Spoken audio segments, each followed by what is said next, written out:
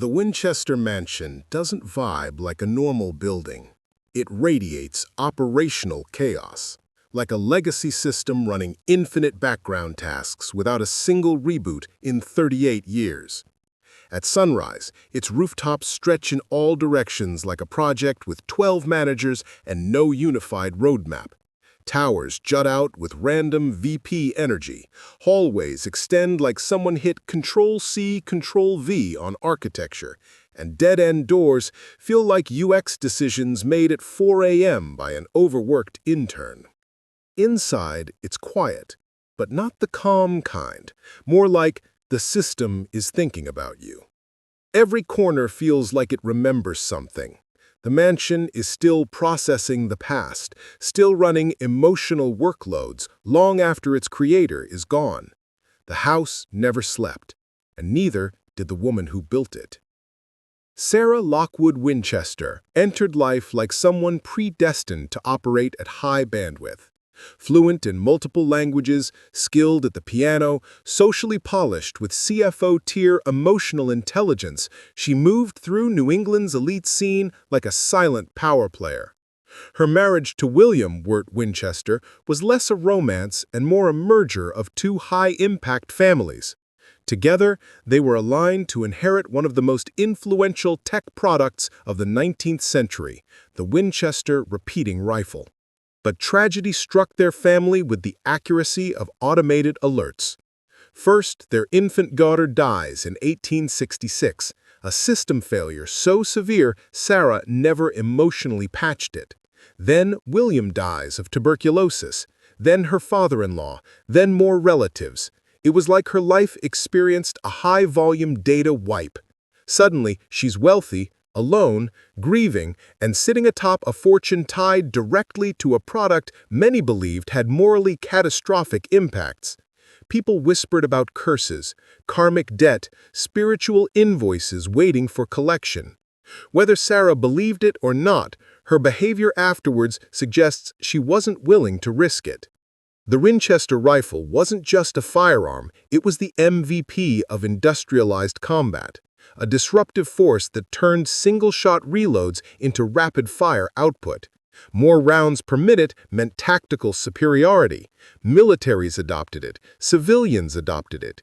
The rifle scaled faster than any ethical framework that could have managed its impact.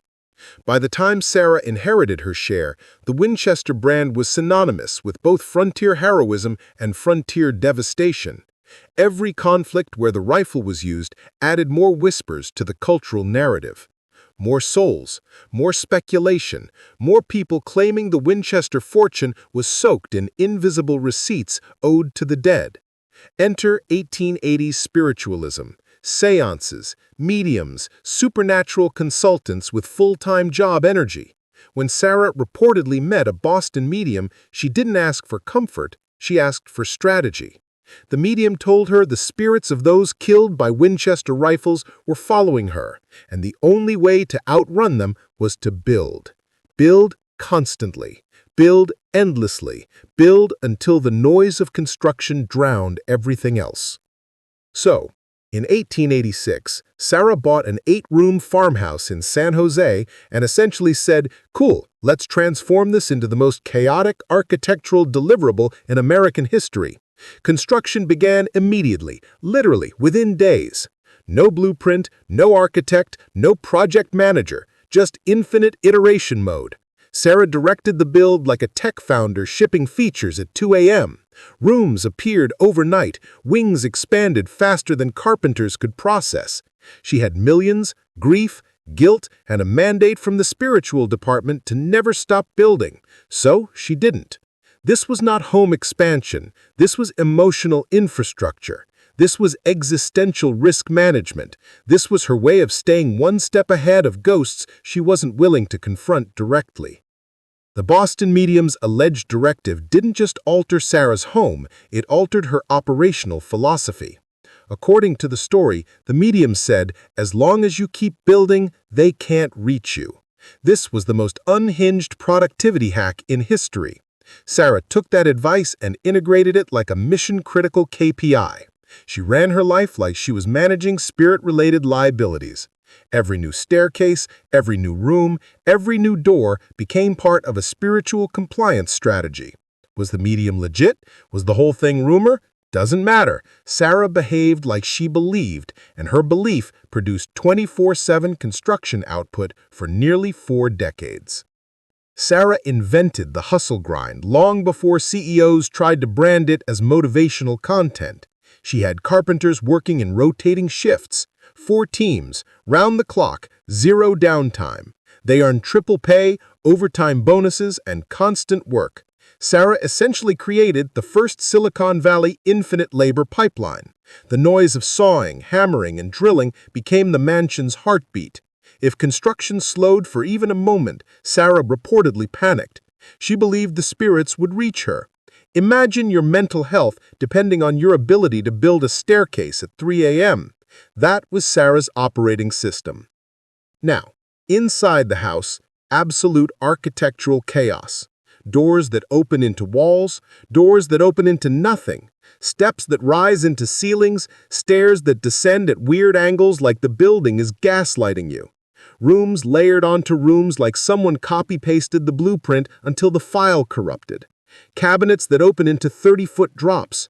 It's like the building is playing defense, like every hallway is a strategic decoy. Was it intentional? Was Sarah trying to confuse ghosts? Or was she architecturally experimenting before software developers invented patch notes? Whatever the reason, the mansion became a physical maze, a UX nightmare with ghost-proofing as the core design philosophy. Let's be real. Sarah treated ghosts like stakeholders. They weren't just part of the narrative, they were part of her workflow. She held night meetings in the seance room, she rang bells at midnight and 2 a.m. to signal spirit office hours. She walked the house at night, receiving guidance on what to build next. She was essentially crowdsourcing architectural decisions from the undead. This is the most unhinged project management method of all time. And yet, it produced results. Beautiful stained glass no one could see, rooms built for no one, hallways that existed simply because Sarah felt she had to keep moving. In her mind, the ghosts weren't enemies, they were dissatisfied customers she needed to appease.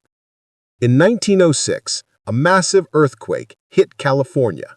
San Francisco broke. The Winchester Mansion folded inward like a building having an existential crisis. Chimneys collapsed, entire floors crumpled. Sarah was trapped in a room for hours until workers broke her out. Most people would have taken this as a sign to slow down construction. Sarah, she doubled down. She interpreted the earthquake as a performance review from the spirits. They weren't satisfied. So she shut off parts of the house and started building even more aggressively. What survived the quake became the core of the present mansion. What didn't survive became sealed-off corridors, ghost-filled dead zones frozen in time. By the 1910s, Sarah was aging, frail, and nearly isolated, but the building continued. It was all she had left. The Winchester family line faded, her fortune diminished, the company's glory days passed. And yet, every day she approved new designs, new rooms, new additions.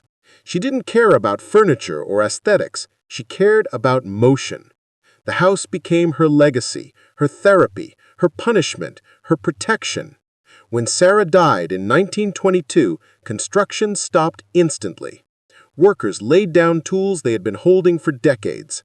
The house went silent for the first time in 38 years. After Sarah's death, investigators, journalists, architects, spiritualists, skeptics, engineers, influencers, everyone pulled up to audit this chaotic building. Theories exploded everywhere. Some said Sarah was insane. Others said she was brilliant. Some believed the ghost story. Others believed she was expressing trauma through construction. Some felt the house was a maze. Others said it was a trap. Paranormal teams report cold spots, footsteps, voices, moving shadows. Skeptics call it confirmation bias. But here's the KPI that matters. The house feels active. Visitors don't walk it, they negotiate with it. Today, the Winchester Mystery House is a full-scale brand asset. tours, documentaries, merch, TikToks, VR walkthroughs, escape rooms. It is monetized trauma packaged as entertainment. And honestly, Sarah would have approved. Because the house was never meant to be understood. It was meant to keep moving, to keep generating stories, theories, speculation, engagement. In a world where everything chases attention, the Winchester Mansion still dominates the feed without posting a single piece of content. It is the OG algorithm-proof spectacle.